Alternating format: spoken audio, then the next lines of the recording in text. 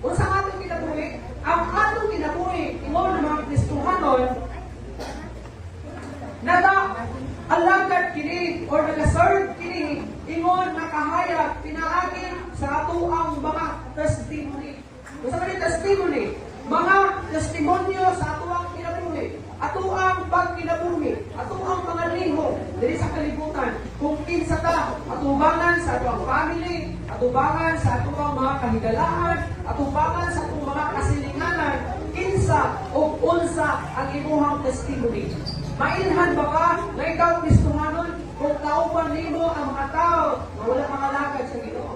Mga tao nga dili sama nimo, either imuha ba ni siyang family part sa imong family, either kini ba siya imuhang mga amigo, either kini mga tawhana ba imuhang kauban sa trabaho, or schoolmates or classmates ba nimo? Ikaw ba? Makita ba ang imong testimony diha sa ilaha?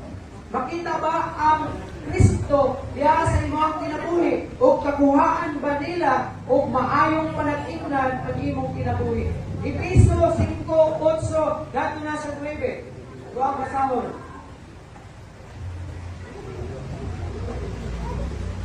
Ingon ang versikulo 8, kay bisan tuod kangit-ngit kamo kaniadto, karon kahayag na kamo tungod sa Ginoo. Pag kinabuhi kamo, ingon ka mga anak sa kahayag, kay ang bunga sa kahayag makita diha sa tanang maayo o matarong o matuod. Isuon, makita ka ba nini na area sa imong kinabuhi? Makita ba ang imong kinabuhi na diin ikaw nagasidla? Ingon pagani si Pablo, kay bisan tuod kangit-ngit kamo kaniadto.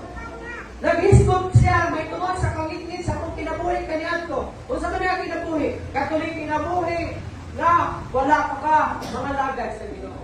Katuloy kinabuhi na ikaw pa'y nagbuot sa imong kinabuhi o wala pa'y labot ang Ginoo. Apan karon na nakaila ka na kang Kristo, ikaw ana-ana sa kahayag o kining kinabuhi ingon pa niya, kini nga kinabuhi kinahanglan mapunga o mubunga kining kahayag diha sa tanang maayo o matarong o matuod. So unsa dapat ang makita sa tuwang kinabuhi?